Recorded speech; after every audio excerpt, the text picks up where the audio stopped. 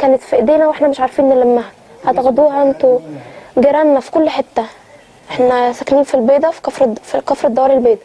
كانوا بيروحوا يتكلموا معاهم، وفعلا انا لو حد شافني دلوقتي من البيضه يعني مش هيعمل حاجه غير انه يتف في وشي ويمشي، لان ولا مسلم ولا مسيحي يعني، لان هم سوقوا سمعتي قدام الناس كلها.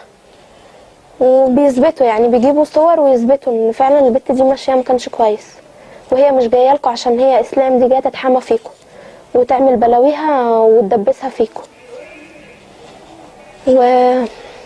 وبس. طيب ايه الحاجات اللي انت طلعتيها من الانجيل يعني شدت نظرك في ان دي مش كلام مش صحيح وكلام مش مظبوط؟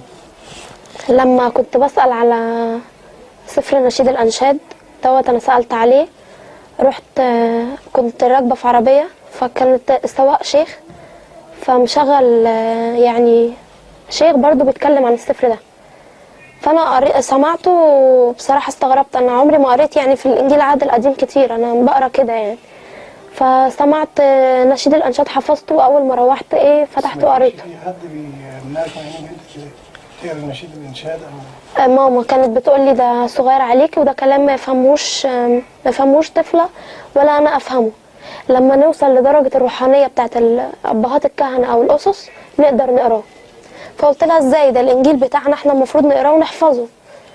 قالت لي احنا مش بغبغانات بنردد الانجيل زي القران، احنا بنفهمه، احنا بنحسه بقلبنا لان ده كلام ربنا. فقلت لها ماشي، انا هقراه برضو هشوف. قالت لي قريه، بس هي برضو يعني ما كانش عندها خلفيه بيه، ما قريتهوش.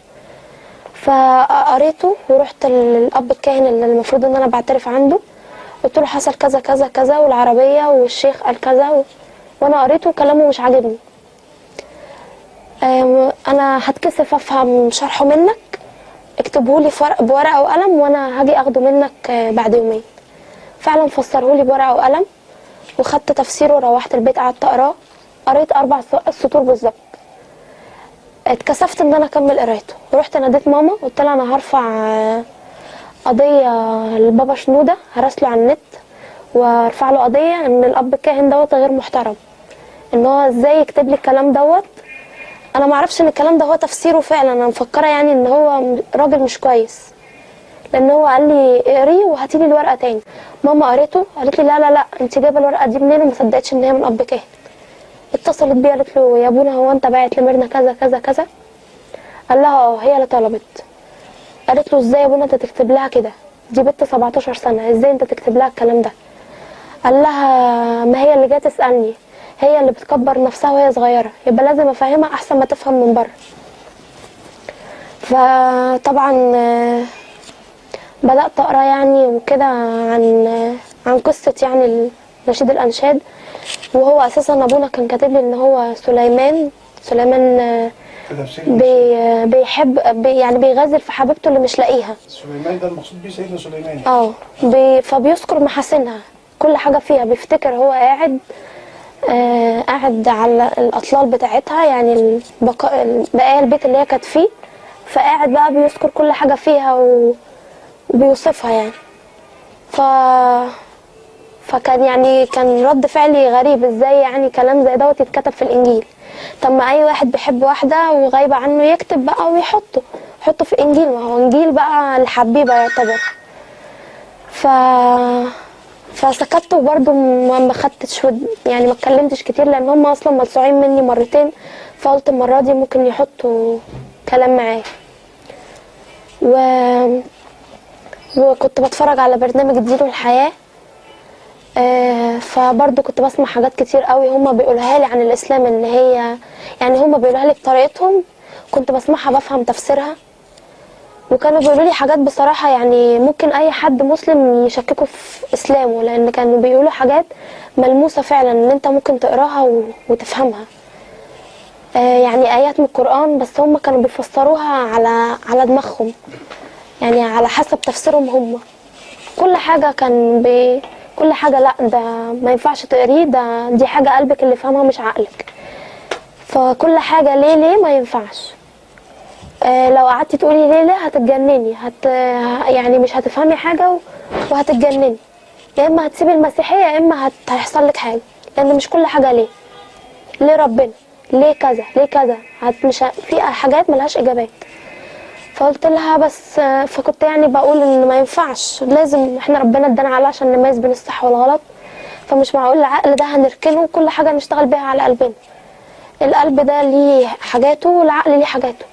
فبصراحه ما كنتش بلاقي اجوبه منهم، وكنت تعبت يعني منهم خلاص. وانا اصلا الموضوع كان منتهي عندي، يعني انا قررت ان انا ابقى مسلمه خلاص، مفيش حاجه هترجعني تاني. ايه اللي عجبك في الاسلام؟ هي اول حاجه برضو بالنسبه لي يعني برضو بعقل الاطفال، هي اللبس بتاع الست المسلمه واللبس الواحده المسيحيه. يعني كنت ببص على الحاجه دي وببص لماما واقول ليه، يعني لو ربنا بيخيرني بين امي ان انا اللي اختار امي هختار دي ماشيه محترمه مفيش حد قادر يبص لها، لكن امي ما يعني معرضه ان اي حد يبص عليها، مش هتروح تقول له انت بتبص ليه، لان هي ما تقدرش تروح تتعارك. لكن لو واحده مسلمه لابسه كويس وحد بص لها ولا او قال لها اي حاجه تقدر تروح تعمل اي حاجه، لان هي محافظه على نفسها، لكن هو اللي مش كويس. دي حاجه التانية كنت الحاجه دي كنت بقعد اقرا لها قران حتى وانا مسيحيه. يعني هي كانت ست كبيره نظرها ضعيف وكده، فما كانتش بتقدر تقرا، كنت بقعد اقرا لها. فكنت بصراحه بحس يعني مجرد اقل حاجه لو متضايقه لو مخنوقه كانت هي برضو ما ترضاش تقول لي قولي لا اله، كانت تقول لي ما تقوليش لا اله الا الله محمد رسول الله، قولي لا اله الا الله هتحسي ان انت ارتحتي. كنت فعلا لما احس ان انا مخنوقه او حاجه اقعد اقول لا اله الا الله ارددها احس ان انا ارتحت. واكتر حاجه طبعا المسلمين اكتر من المسيحيين، دي برضو حاجات كلها كانت بعقلي اللي هو الصغير. اشمعنى المسلمين اكتر من المسيحيين لما المسيحيه اللي صح، ليه مش المسيحيين هم اللي اكتر؟ ليه ما بيقدروش؟ ليه كل حاجه بيعملوها في الدره؟ ليه الكنيسه بنروحها يقولوا لنا وانتوا طالعين ما تطلعوش كلكم مع بعض، اطلعوا شويه شويه؟ ليه كل ده؟ ليه الجامع بيطلع بحس ان الشوارع كلها مليانه يوم الجمعه؟ يعني بحس ان الدنيا كلها مسلمين والمسيحيين مستخبيين في بيوتهم خايفين يطلعوا. ليه كل دوت؟ وليه ربنا يبقى انسان؟ يعني ليه ربنا ينزل على الارض ويبقى زيه؟ ليه يتصلب؟ ليه يتعذب؟ يعني ده ربنا هو اللي خالق الانسان اللي بيعذبه. هيرضى يعني نفسه هتهون عليه انه يخلي انسان هو عامله بايديه يمسكه يضربه فضل بالصلب، دقوا مسامير ومسكوا في وشه وشربوه خل وحربوه بحربة في جنبه. يعني ازاي يرضى على نفسه؟ انا ممكن اؤمن ماشي ان المسيح ده نبي ممكن وبيتحمل اي الام علشان ربنا، يعني بلاش ان هم جابوا واحد مكانه وشبهوا بيه، يعني ممكن ماشي ما اقتنعش بكده، لكن ما اقتنعش ان هو ربنا. دي حاجه ما حدش يقتنع بيها. دي حاجه يعني لو طفله صغيره ما تقدرش تقتنع بيها. وحاجات زي كده كتير يعني. ما يجيش عشان يرفع الخطيه بتاعت ادم يعني؟ الخطيه بتاعت ادم ما احنا هنتحاسب بيها، يعني هو يعني ربنا نزل عشان يعني يمحي عن الانسان خطيته. خلاص ما فيش قيامه بقى، خلاص ما هو خلص الخطيه اللي عندنا، ليه برضو في قيامه؟ يعني طالما هو نزل مسح خطيتنا خلاص يبقى نعيش حياتنا الباقيه من غير خوف ولا قلق ولا حاجه، ما احنا مش عاملين حساب لحاجه. لكن ده نزل مسح لنا خطيتنا في نفس الوقت هنروح نتحاسب، فيبقى الكلام مش معقول. بس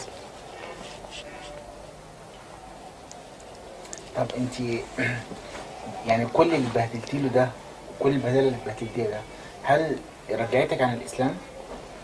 هو في حاجات كانوا بيقولوها كانت بصراحه بتشككني، بس في نفس الوقت بقول يعني ما تتكلمش بلسان انسان هو اصلا مش حابب. يعني انا عايزه اروح اسال حد، يعني كنت باخدها كده ان انا رايحه اسال واحده صاحبتي عن واحده هي اصلا بتكرهها وانا عايزه احبها، عمري ما هحبها. فازاي انا بسال مسيحي عن الاسلام؟ طبيعي ان هو يشككت فيه. يعني حتى لو يعني شكيت بنسبه 5% كنت برجع اقول ما ينفعش. عايزه يعني عايزه فعلا اطلع الاسلام غلط اقعد مع شيخ مسلم، عايزه اتاكد ان المسيحيه غلط اقعد مع اب كاهن. ما ينفعش ده يقول لي على لسان ده وما ينفعش ده يقول لي على لسان ده. بس هم كانوا بيجيبوا حاجات تشكك، بس برضو بقول ان هم يعني كنت دايما واخده اللي هي آية لا تقربوا الصلاة، كنت بقول ان هما بياخدوها ويقفوا، وانتم سكارى دي لا، كنت بقول لا تقربوا الصلاة خلاص. فهم بياخدوا الآية يفهموها زي ما هم عايزين. وكمان الكنيسة دي ما كانتش بيت ربنا بالنسبة لي، الكنيسة دي كانت نادي. انا لما اتعاركت مع ماما شديت مع اخويا كنت بروح اقعد في الكنيسة، بقعد عبارة عن قاعدة مع صاحبتي دي مع صاحبتي دي. الصلاة ما هي الا ان انت تدخل تقول ما يكملش دقيقة اللي هي زي الفاتحة اللي هي ابانا الذي، ما تكملش دقيقة، واطلع اقعد مع اصحابي، اكل وشرب، وبيعملوا لنا كافيتريات في الكنيسة جوه. هي دي الكنيسة. ازاي هي دي الكنيسة يعني؟ طب يقول لك الشفاعة اللي هي القديسين، ازاي انا يبقى انسان زيه تعذب عشان المسيح ويعني واقف اصلي له؟ يعني ما كانوش لما انا كنت افتكر ان انا مثلا حتى وانا لما كنت اتعب ولا اتخانق مع حد ولا اتعارك مع حد كنتش اقول يا ربنا، كنت اقول يا عذراء يا بابا كرولوس يا ماريمينا. طب مين اولالي، ربنا اللي خلق العذراء والبابا كرولوس وماريمينا ولا هم؟ مين اولالي يعني؟ فقلت كانوا بيقولوا لي خلاص بلاش تبقي مسيحيه ارثوذكس، روحي بقي مسيحيه انجيليه، الانجيليين ما بيعترفوش بالاباط الكهنه. رحت كنيسه انجيليه وقعدت فيها، حضرت كذا قداس. يعني لو معدي من قدام الكنيسه وسمعت اللي بيحصل جوه هتقول ان ده يعني مش كنيسه، هتقول ان ده عباره عن كباريه، آلات موسيقيه وناس واقفه بتردد الانجيل بحاجه هما بيقولوا عليها ترانيم وتسابيح، بس هي عباره عن اغنيه. يعني كل حاجه عندهم الانجيل عباره عن اغاني هما بيغنوها. قلت الانجيليه غلط. طب الكاثوليك قالوا لي لا دي ما تنفعش تفكري فيها، الكاثوليك دي حاجه قريبه من الاسلام جدا، يعني ابقي مسلمه بس ما تبقيش كاثوليكيه. انت خلاص تبقى انا مش مسيحيه، ما هو الانجيليه غلط والارثوذكس غلط، الكاثوليك مش عايزاني ابقى يهوديه. اليهود نفسهم بيقولوا ان يعني اليهوديين نفسهم بيقولوا ان المسيحيه هي اللي صح. طب انا شايفه ان المسيحيه مش صح، يبقى لا يهوديه ولا مسيحيه. اسلام، طيب مش عايزين ابقى مسلمه خلاص انا ابقى كده من غير دين. ما هو مفيش حاجه صح، هبقى ايه؟ ادرسوا معايا وحاولوا معايا. يمكن بابا كان بيقول لي كده كتير، يعني بابا عقلاني جدا، يعني كان يقول لي يا بنتي ادرسي، لو لقيتي ان الاسلام هو اللي صح من بكره هاخدك من ايديكي واروح اسلم معاكي، بس اثبتي لي ان هو صح. اجي اثبت له يقول لي انت صغيره ما تفكريش في الكلام ده. فهم بيناقضوا نفسهم. ففي غلطات كتير لو واحد قعد يتكلم فيها من هنا ل10 سنين قدام هيلاقي ان كل حاجه غلط، بس هم بيقولوا ان هي صح. وبرضو يعني هو برضه انا بحس ان ما بيجيش للاسلام غير اللي هو كان متدين جدا مسيحي، لان هو اللي درس ده وحب يعني حب المسيحيه بقلبه جدا، وربنا اللي نور له عقله وقلبه انه يبقى مسلم. يعني انا كنت بشوف ان كل مسلم قوي مؤمن. يعني المسلمين كلهم بحس ان حتى يعني الناس اللي مش كويسه ومسلمين بحس برضو ان في ايمان في وشهم كده. لكن المسيحيين ملاقيش غير الاب الكاهن اللي قاعد بيتكلم بقاله 40 سنه في المسيحيه، اسمع بعديها اسبوعين 3 انه اسلم. طب ليه؟ ما عشان درس المسيحيه ومن كتر ايمانه بربنا مش بالمسيح. يعني هو كفايه الواحد يامن بربنا، بلاش مسيح، بلاش سيدنا محمد، بلاش سيدنا عيسى، بلاش سيدنا موسى، كفايه ايمانه بربنا، ربنا اللي هيثبت له الحق. وقف قدام اي صوره مسيحيه خليها تنطق، مفيش حاجه هتنطق ان ربنا اللي هم بيقولوا ربنا اللي هو سيدنا عيسى اللي هم عاملين له صوره وقايلين انك ابرع جمالا من بني البشر، حاجه فعلا تبص لها وما تقدرش تضير عينك من عليه لان هو فعلا جميل في الصوره، بس تفضل باصص له صوره. زي ما انا اتصور واحط صورتي قدامي وماما تفضل رايحه جايه تتكلم معاه، صوره. ما ينفعش امن بصوره.